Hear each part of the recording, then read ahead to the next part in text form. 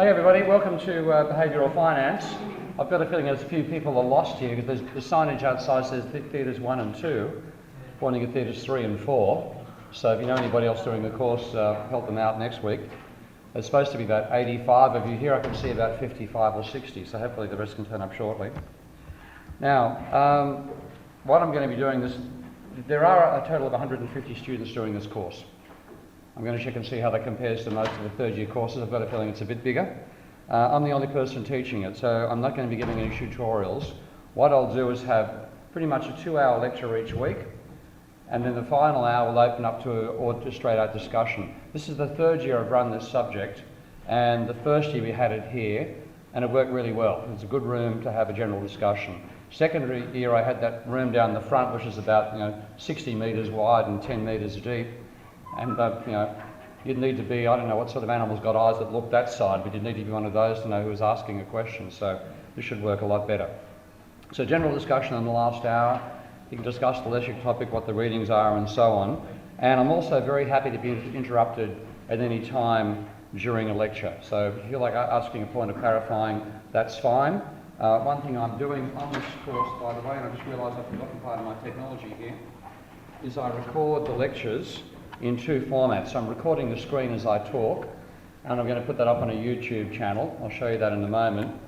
And I also record the sound because two reasons. One, I don't trust computers. There's almost always a stuff up, something goes wrong. So this way I've got a backup. And secondly, I want to keep the discussion as well. So each week on the Thursday normally, you'll find on the views site a link to a recording on YouTube of the lecture, and also a link to a recording of the audio, which I'm starting now. Okay. Now there's a special treat on halfway through the first half of the course on the 7th of September. I suppose a fair few number of you would have seen my blog. Has anybody here been to my blog, debtdeflation.com? A handful, okay. That gets read a lot in the States, particularly by hedge funds, I now find. And I've made a few friends through that. One of the best is a guy called Andrew Leeming, who is he's an Aussie. He did his master's degree at the University of New South Wales, much the same time I did mine. I think his background was working, his family's firm was in glass blowing, so he had a very interesting physical industrial career start, but he then went into financial management. He now works for a firm called Wellington Management. That's one of the world's largest funds. It manages $600 billion, fair few pennies. And Andrew's personally responsible for a portfolio of $4 billion worth. Now he wants to come along and give a guest lecture. I'm delighted to say yes to that, but it's only going to be at this class, and only in that one day, and it won't be recorded. So I highly recommend turning up to that one if any of you want to work in the industry or get an idea of how it functions, or somebody who's a real professional to give you feedback rather than an amateur academic. Well worth coming along to. So, and I've let that be known around. That's Wednesday the 4th. That'll be in the third hour. I'll quite possibly devote part of the earlier section if Andrew needs more time. The way I do this course is quite unusual. Again, because I'm the only person teaching it, there's no way I can run tutorials for 150 people. So what I do instead, and this is also part of what I prefer to do in teaching, I set weekly readings for you that are worth 20% of the total mark. Now, the reason for doing that is twofold. First of all, as you'll find out, I don't trust textbooks. I regard them as absolute disasters, and I prefer to have you read the original papers that the textbooks supposedly reproduce. Most of the time they get it completely wrong. So you actually read the originals, you've got a very different view of what the profession is like by doing it that way. And they're chosen at random. So in the early weeks there's about 5 or so readings you might get, 1 or 2 of, and you're asked to take notes on it. I want you to write, pardon me, very detailed notes, the sort of notes you take if you're writing, reading a paper for an exam. And there's several reasons for that. One, it's good for you to learn that way. Secondly, I will ask questions in the final exam on these readings. Okay? So whatever you do now, you'll get double benefit for in the examination as well. And I'm not going to mark in the traditional sense. I don't want references, I don't want footnotes, I don't want or need a bibliography. All I want is your notes, the sort of thing you take if you're preparing for an exam. So the best way to do that is to take your notes, on a computer. If you're somebody who still handwrites, type them into a Word document when you finish. Put those notes on your computer so you've got a permanent record, and when you finish doing that, cut and paste them into views. Now you might take screenshots, you might have a graph you want to keep a copy of, or an equation or something like that. That won't paste into views, don't worry about it. All I'm looking for is evidence from what you post into the views online system that you've actually done the reading. So if I see you've taken large slabs of text out of it, written a few comments of your own, this guy must have been stoned when you write it, etc., etc. I can cope with comments like that. Most of the time I think it'd be true when you read economic papers. That's fine. It's a record that you've actually read it, thought about it a bit, and that's all I need to see. If you do that, you'll get 2 marks for each of them. There are 10 of them. So if you do it diligently, you'll walk into the final exam with 20 out of 20 for part of the assessment. That's quite... Whose phone's going off? I hope it's not mine. Bloody hell, it's mine. Pardon me. Okay. I thought I'd turned that off. I did. I must turn it back on again a while ago. Okay, anybody with the mobile phones on, please emulate what I've just done and turn them off. Okay, so full marks for that section. And I said it doubles up because, again, I'll be asking questions on those readings in the final exam. Now, I'll tell you what readings that I'm using for the final exam. So there's pretty good odds. Most of you have read at least 50% of them for this assessment when you see what's chosen for the final exam. So it all benefits you to do it. Of course, because I'm marking those readings extremely easily, I want just evidence you've done the reading. That's all I'm going to look at. That's all I've got time to do. But I'll mark the exam with much more intensity because you've already got a good free kick from that. So they're worth doing in their own right, and they're good preparation for the final exam and also for the essay. What I'm doing is normally I'm opening them up for Thursday after this lecture. Of course, the current readings are available now, and they'll be available for 3 weeks, and then I close them. Now, the reason for doing that is twofold. One, I want to make sure you do them much the same time as I'm talking about that material in class. The other way, if I don't do that, you'll leave them more for the final week. And that means you won't learn as much, and I'll have 1,500 to mark rather than 150. So I don't like the thought of that. So they close after 3 weeks. That's it. If you miss them, they don't become available again. Okay? So do them continuously. Now, the essay is worth 20% of the final marks. That's due this year on October 10. Depending on circumstances, I might move that date back. I'm not sure, but October 10 seems to work for me right now. And the final exam, which is 60% of the marks, that will have a set of multiple choice. Of course, you don't get to see what they are. An essay question I'll give you beforehand to prepare upon, and 5 readings to comment on. I'll tell you what those readings are. So consequently, I mark the exam quite rigorously because you've got a fair bit of information about going into it. Now, the essay focuses on the core idea of this subject, and this is rather different to what you've got in other finance courses, I expect. Financial crises have been a regular feature of capitalism for its entire history, and therefore we need a theory of the behaviour of the finance sector and the economy that explains that recurrent behaviour. But why do they occur? What might we be able to do to prevent them? Now, the specific essay question this year might not look like a focus on that one that much, but this is to bring in a bit more complexity into thinking about how money is created. The standard stuff you get taught in macro is the money multiplier. Now, the government injects a certain amount of money through a welfare check or buying a service off a firm. The firm or the welfare recipient deposits that in the bank. The bank then has deposits, excess reserves it can lend out, and it goes through a chain of lending and redepositing, and finally that creates credit money. That's the conventional model you've been taught in macro. It's been empirically falsified for about the last 40 years. It's a sign of how primitive economics is that it still teaches that nonsense, because empirically it just doesn't stack up. Now, I'm building models of a different approach to how money is created, and I've built a coherent model of how banks create credit money. I haven't yet put together a complete model of how the government sector does. I've done a draft model, which I'll show you probably later in the course. So I'm actually asking you to do stuff I haven't yet done yet in this essay. So obviously I want you to be experimental. I want you to think outside textbooks, obviously. If you answer this question exclusively using a textbook, you'll fail. Okay? Guaranteed. I answer the first part of it by looking at a textbook explanation of how the textbook tells you money's created. That's cool. I want to see that. But then look at the literature I'll be giving you in the course and look at how the actual relationship seems to be between credit money and fiat money. I'll give you a model of credit money creation. What I want you to do is consider either verbally, or if you really want to have a crack at it, mathematically, or using a computer simulation program I'll be showing you later. Build your own model as well. Whatever you want to do, the more effort you put in, the better mark you'll get. And I'm rewarding people who think experimentally. Okay? Don't think you have to have a reference for everything. It helps to have read the literature, obviously, but some of what I'm asking you to do will be going outside what the literature currently covers. To look at the relationship between credit money and fiat money, and consider whether the government is unconstrained or constrained in what it can do to fight the current global financial crisis. There are some non-orthodox economists who argue the government can fix the whole thing. I have some sympathy for some of their views, but I disagree at the extreme. I'm open to whatever you say. If you go right with that crowd, which includes people like Bill Mitchell from Newcastle University and a guy called Warren Mosler, that's fine. Randy Ray, no problem if you do that. Whatever you do, I want to see it argued well, and I want it to be your opinion at the end rather than just what you find in a textbook.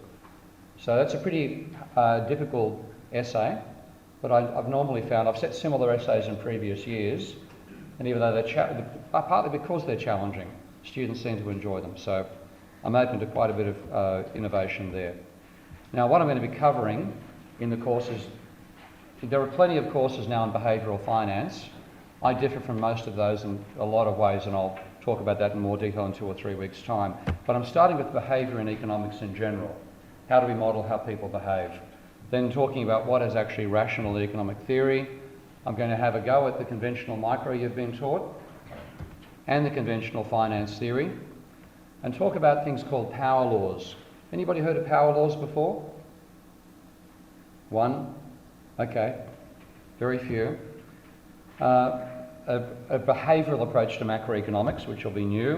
And then I'll start, this is where the essay material starts to turn up, which is why I might move things back a bit from the 10th of October if people find it really difficult. But I'll start talking about the data, the research into the fact that the money supply is not under the control of the central bank, but largely independently controlled by the financial system.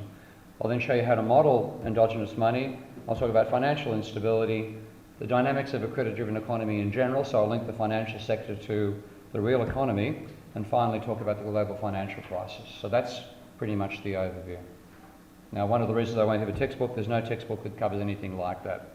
There'll be no lecture on the week of October 3 to 7. 2 reasons for that. One is that's the October long weekend holiday, Monday. So I have 2 classes out of 3 on the Monday, so the easy thing is to cancel them. The second one I'm going to enjoy is I'm going to be in England launching the 2nd edition of Debunking Economics anyway. So I won't be here. So no lecture for that particular week. Okay, now what I'm going to go is go from the way economists think is a priori logic. They sit back in an armchair and decide how rational people should behave. And I'm going to be going much the different direction and taking a look at how people really behave, which is a bit more the way psychiatrists do.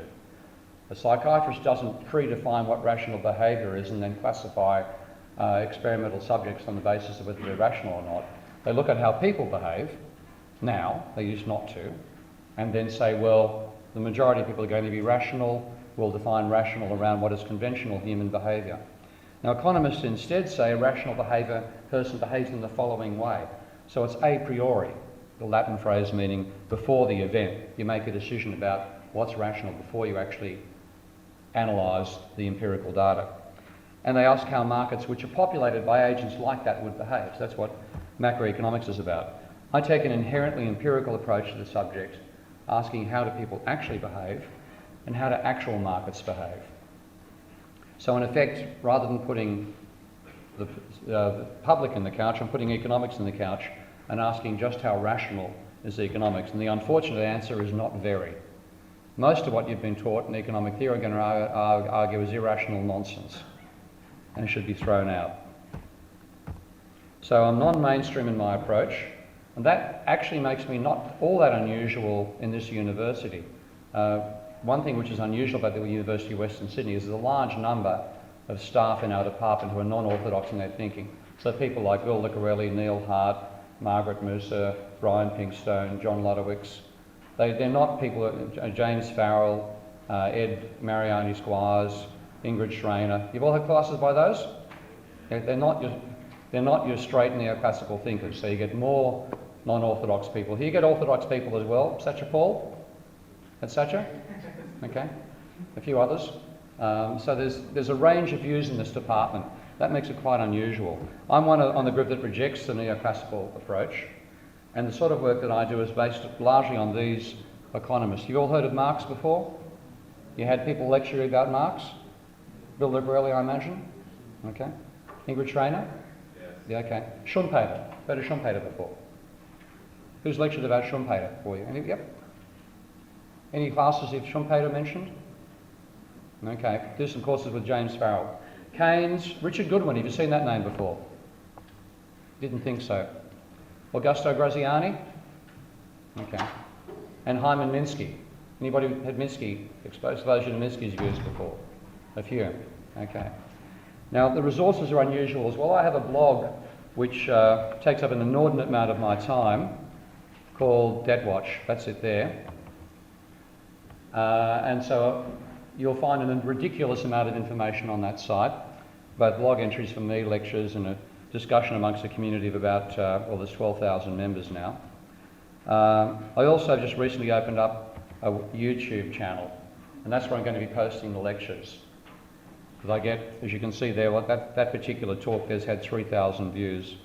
So there's a fair bit of people who read what I write outside the university, which I'm going to help maintain. There's also a software package which is on my blog called QED, which you could download now if you wanted to and have a look at. I'm getting, let's see, wait for that to come up. Here we go. Okay, that's QED. It's a simulation system designed to simulate financial flows. It's written by a volunteer programmer, so it's got all sorts of things I'd like to get rid of and change, but I can't because I can't pay money to get the work done. So I've got a grant from a group called the Institute for New Economic Thinking recently, which George Soros established some time ago, to develop a new version which I'm calling Minsky. And with any luck that'll be ready, version 1.0 will be ready before the end of the session. So there's no textbook, just the readings on the view site. That's pretty much the resources. So for me the key issue in economics is how did we go from what looked like a nice stable period in the capitalist economies of the West, particularly the USA, into the crisis that we call the Great Moderation in Australia, and in America they're currently calling the Great Recession. Actually today one of my journalist contacts from Queensland pointed out that Mark Thomas, who's a conservative economist, has just linked to an article by Rogoff, another historian of economic, Kenneth Rogoff, saying, why are we calling it a Great Recession? That's a bit like calling pneumonia the common cold. So this is serious. He's of the opinion that he calls it the second Great Contraction, where the first Great Contraction was the Great Depression. And I agree. What we're in now is a depression. Not in Australia yet, certainly is in America. So how do we go from what looked like stability to what is really a depression, and I think will be called that by future generations. Now Americans, before the crisis began, people like Ben Bernanke were patting themselves on the back for what they called the Great Moderation. And what they meant by that was there was a trend for the level of inflation and the level of unemployment to both cycle down over time. So if you take a look here at the red line, I hope that's red on your screen, yes, good.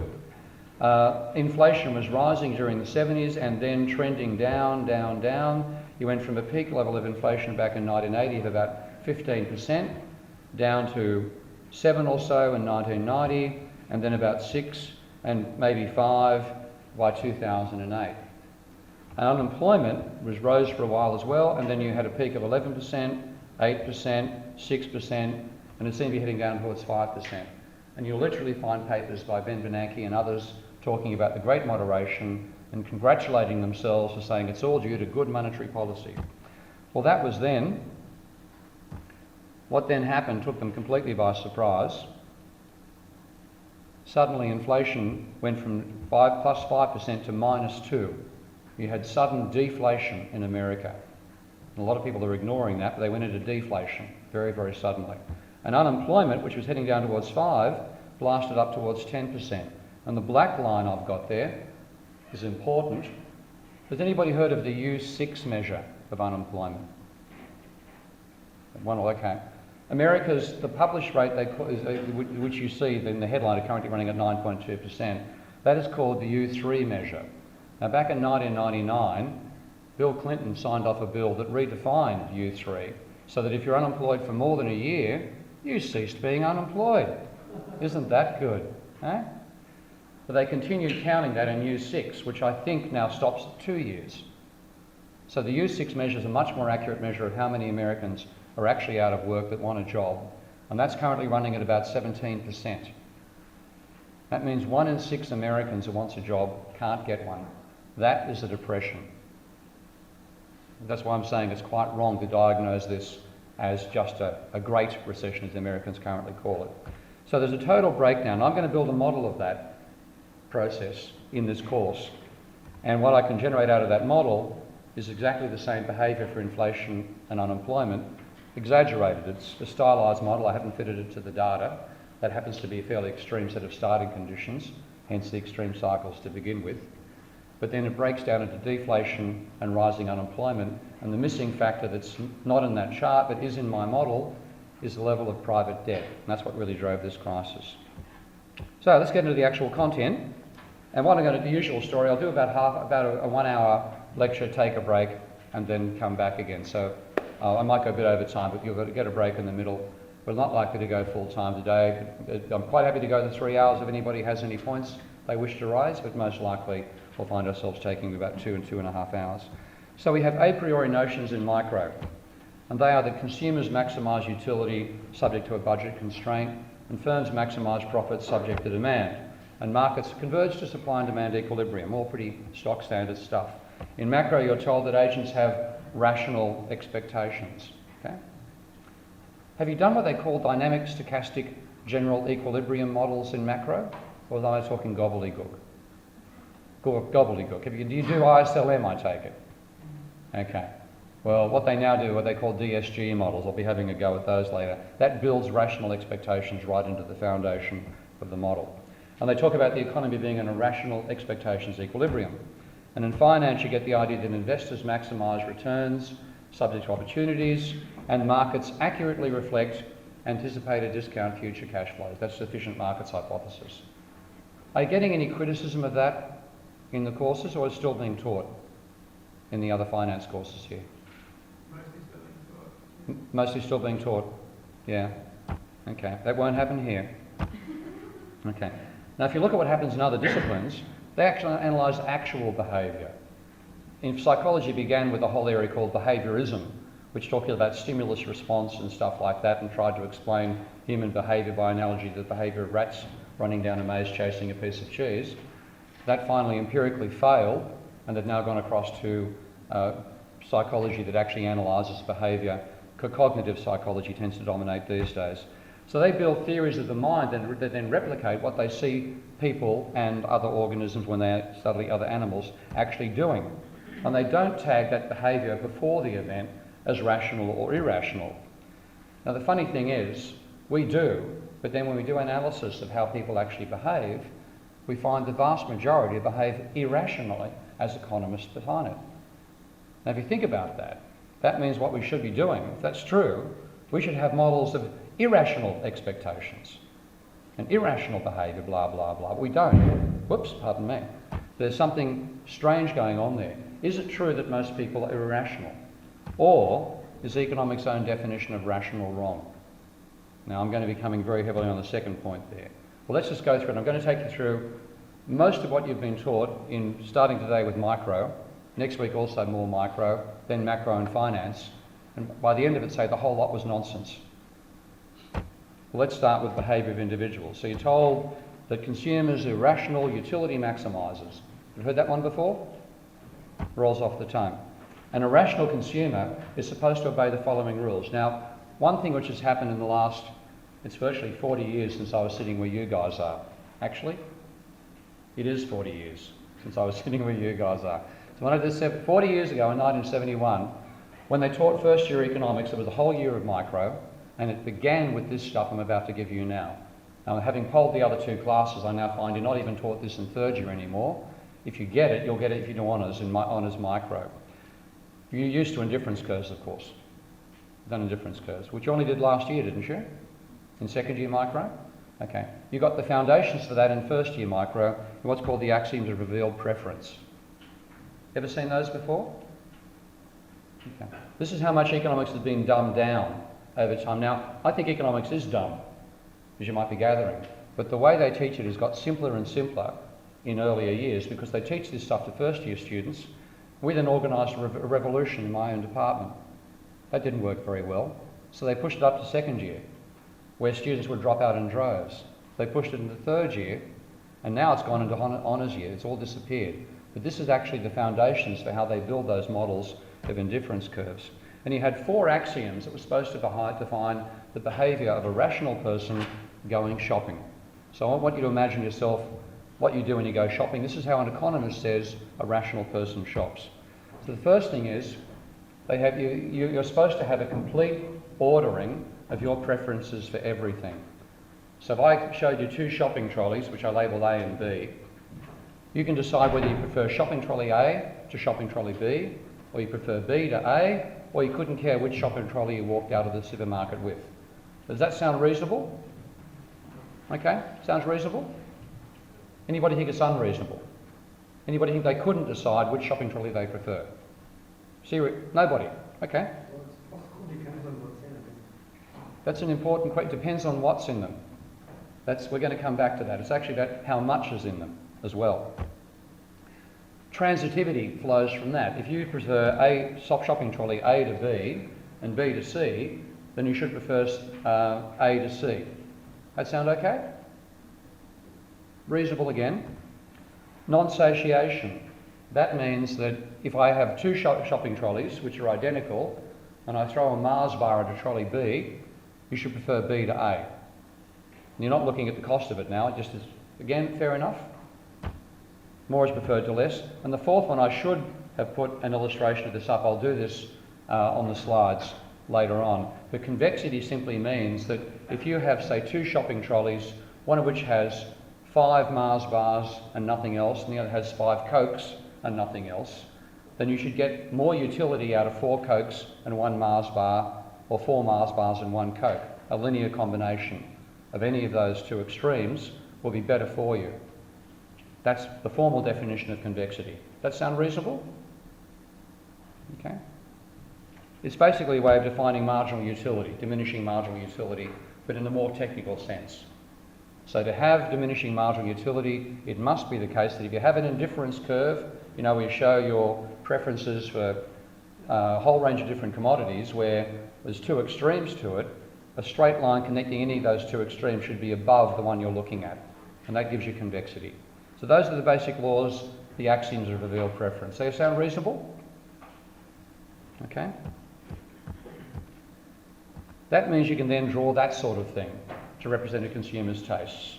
And you've seen that ad nauseum now, I imagine, in micro.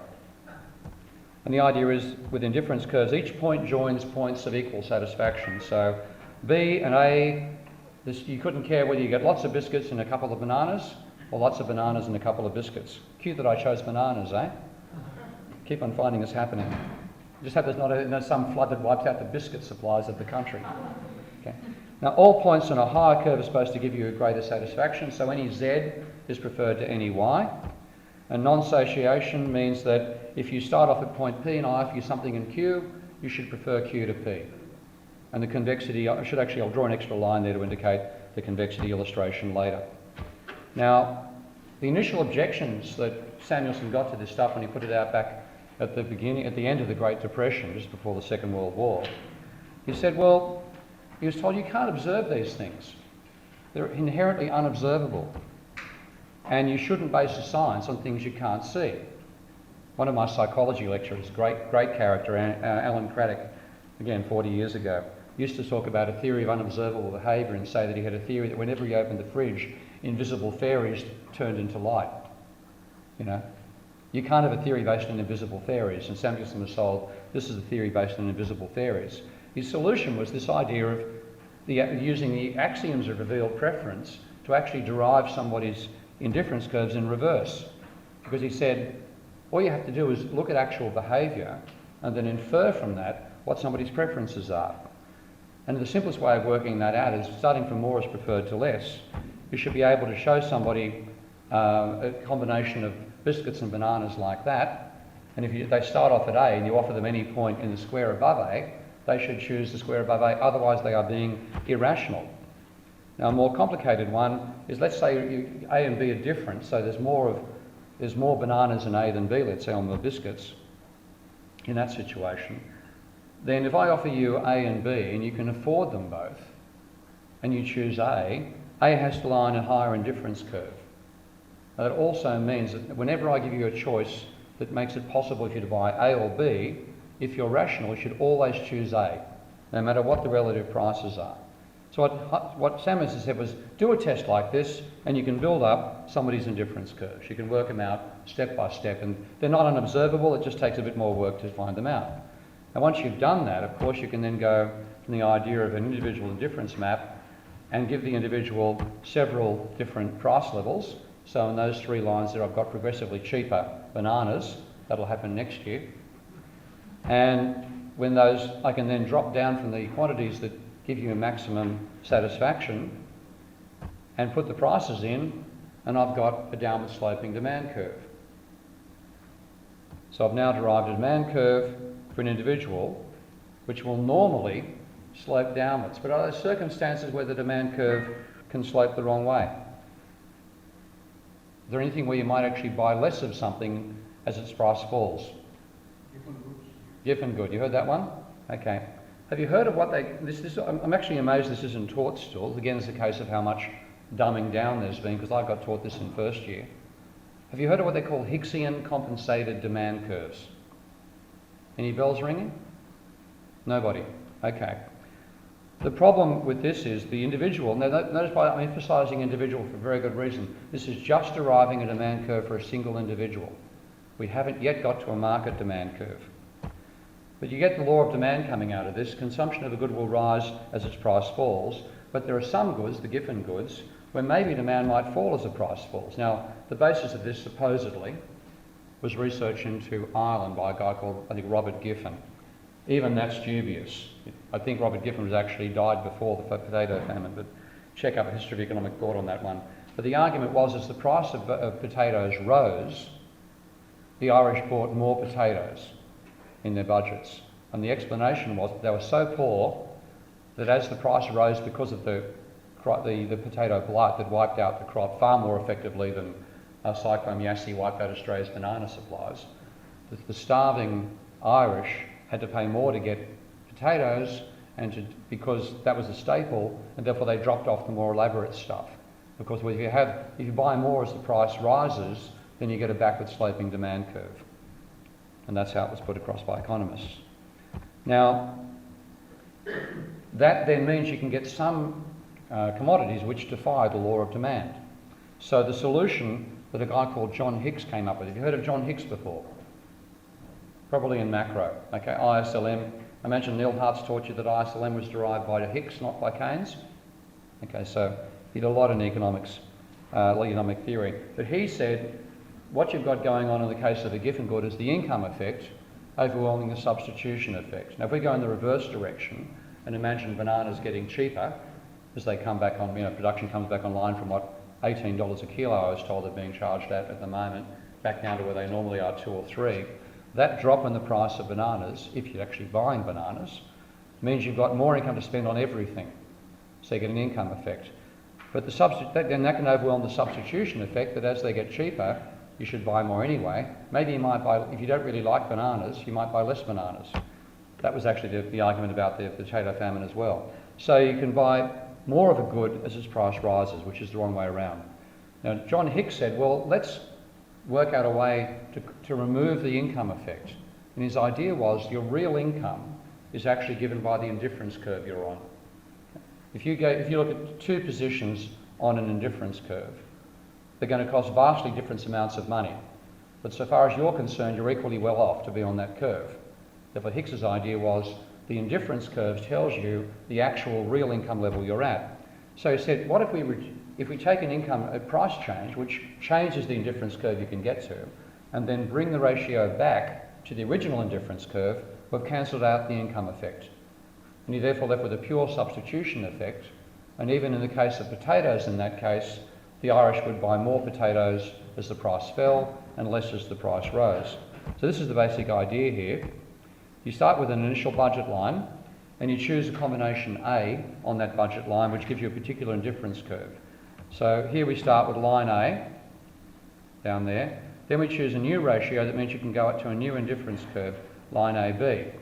But what we now do is move that curve back down till it touches the previous curve along that line CC, and now you've got the amount, the movement from A to C is the pure substitution effect, and there you get precisely the substitution effect only. Income effect's been eliminated, and you've now got an actual idea, and you've done me a great favour, because what I'm doing here, you'll admit, is extremely boring. Okay? I got a yawn out of the audience, that's great timing. I won't give you an extra mark, but thank you very much. Boring is batshit. Okay, and I know it's boring, but there's a reason for going all this stuff. Okay, so I'm going to show you that there's a little twist in the theory that you haven't been taught about yet. Now that twist, which I get onto next week rather than this week, is that's the theory of a single consumer. The next step you have to do is to add up all those demand curves and get a market demand curve that has exactly the same characteristics. Okay? You want your market demand curve to obey the same laws that the individual demand curve does. Have you been shown how to do that? I know the answer is no. Okay? The answer is no because it can't be done. And I'll take you through the proof of that next week. If you look in your textbook, they'll simply show you how to, if they show you how to derive an individual curve, they'll then draw a market one. Okay? If they do talk about it, they simply say you add them up horizontally. That's false. Provably false. And I'll go through that next week. So that's the topic for next lecture. But what I want to do now is go back and look at the theory of a single individual and just see how it stacks up when you actually try to test it. Because it argues you can infer behaviour by working backwards from what people actually do. And in 1997, a German academic called Sippel decided to test that. He actually tested it before 97. The paper was published in the Economic Journal in 1997. Now, I emphasise the journal it was published in because that's a mainstream journal.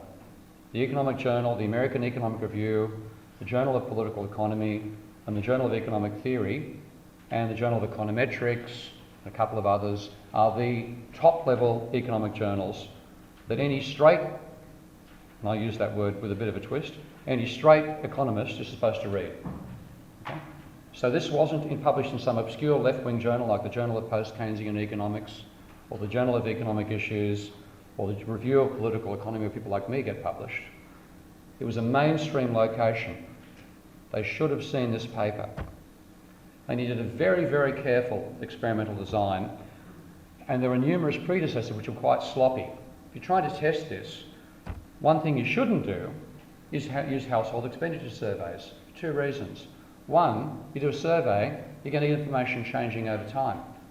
1 week you buy Vegemite, the next week you marry a French girl and you never eat Vegemite again. I've got some great photographs of French friends of mine trying to eat Vegemite. You've got to see it.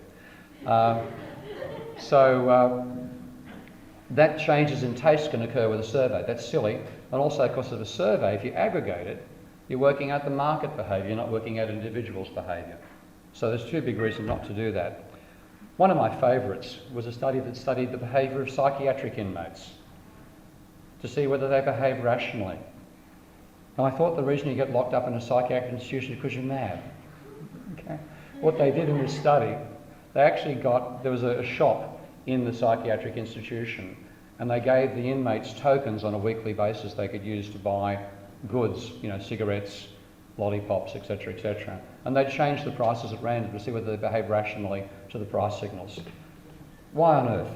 And my favourite of all time, checking to see how many presses of a lever a rat would do to work out whether the rat was rational. Cool, okay? Pretty damn silly. And what Sippel did instead was far more careful. And I've got a feeling what he was doing, I'd love to meet him one of these days and ask.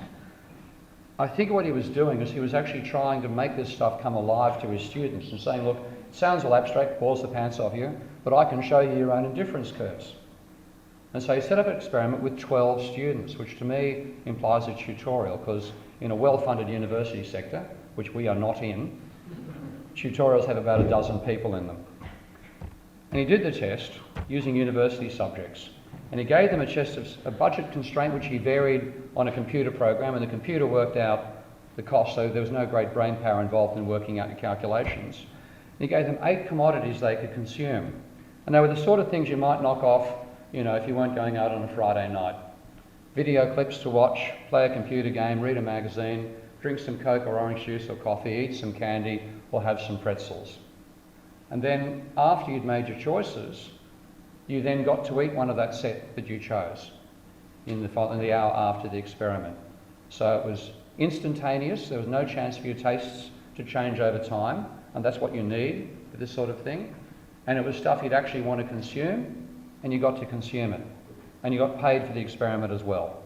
So all sensible stuff, well worked out. And you gave them unlimited time to choose the bundle. So you could basically sit there and say, okay, given these prices and given these goods, yeah, I'll go for 15 minutes of watching a video, 20 minutes of a game, a can of Coke, etc., etc. And you did it 10 times, and each time by changing the budget constraint and changing the prices, he was testing some other aspect of the theory of revealed preference. And at the end of it, you choose one bundle, and then you do this another again, choose another bundle. So you had 10 choices you'd made overall. You then flip a coin and you get one of the 10. And he said the students were clearly expressing the preferences they had. Watching how they behaved, they clearly were working out the combination they most enjoyed. And they spent a lot of time working it out. I think by 30 to 40 minutes he means for the whole 10.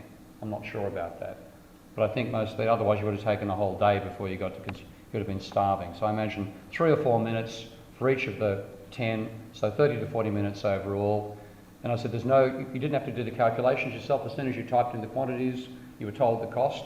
So it wasn't the calculations that slowed people down, it was actually working out what they liked out of that bundle. And these are the key propositions he was testing. They all go by fancy sounding names: WARP, SARP and GARP. The weak axiom of revealed preference, and that's simply that if you prefer A to B, you should never prefer B to A. So what he'd do there is have a couple of cases where 2 potential combinations are available, and once you've chosen one combination, you should never choose the other combination.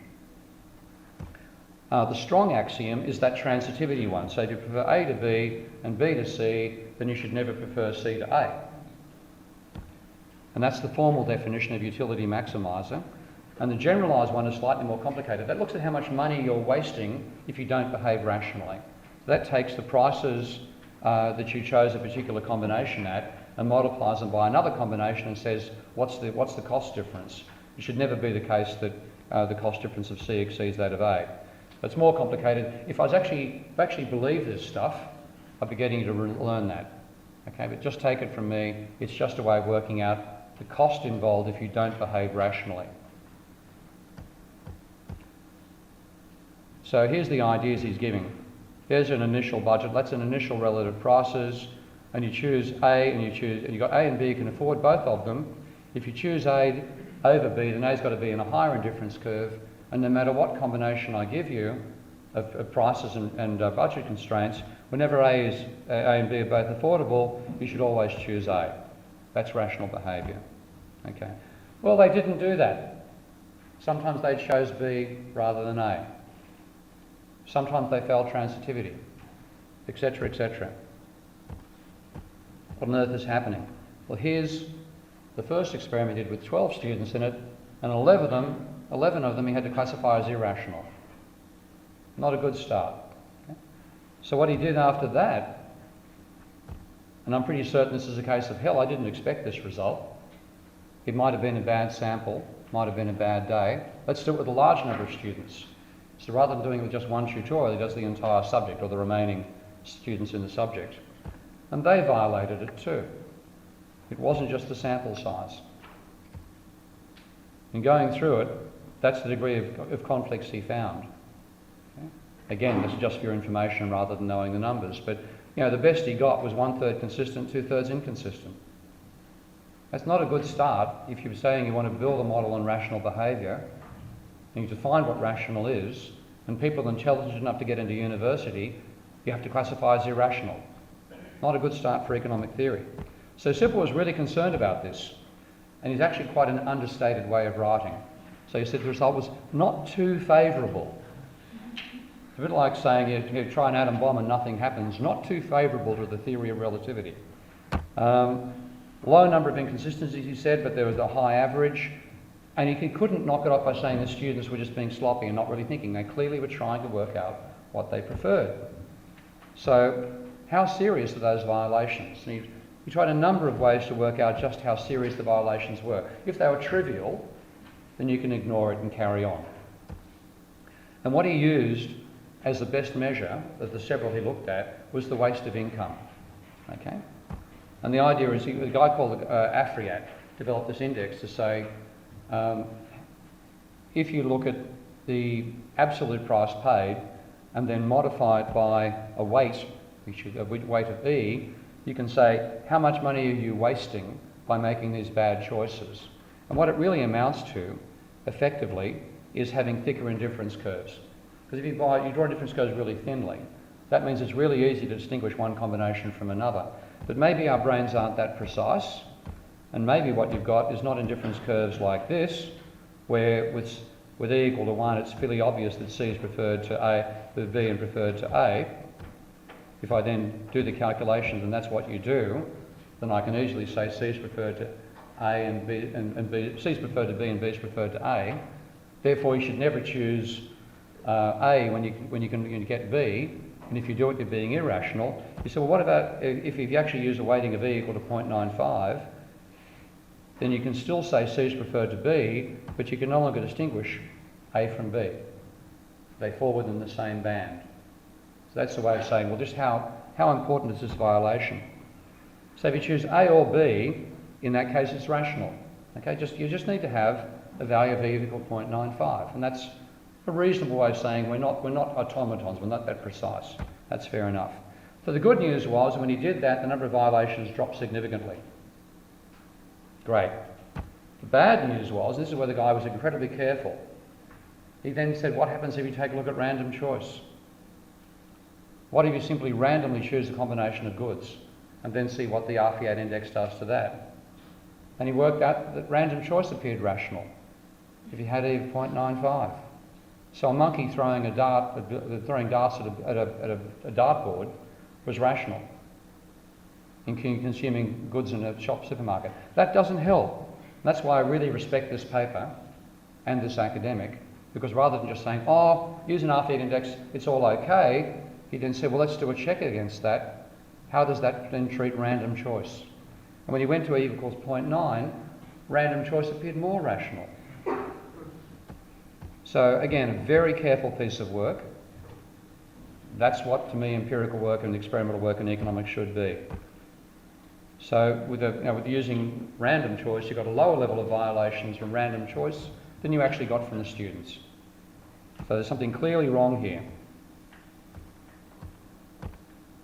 And he made several other attempts, but he finally said that, and this again being very understated, the evidence for the utility maximisation hypothesis is at best mixed. He said there are some who appear to be optimising, the majority are not, and he concluded by saying we call the universality of the maximising principle into question. So that's pretty radical stuff. Of course, it hasn't turned up in the textbooks. It doesn't turn up in how most economists think about economics, but it should. And the thing that raises, of course, is what are people doing? Are they being irrational? Do you go shopping to try to choose stuff you really can't stand? Okay. No. It's the neoclassical definition of rational that's irrational. And I'll go through the basic assumptions of the model and why that's irrational in the next half of the lecture. So I'll see you in about 10 to 15 minutes.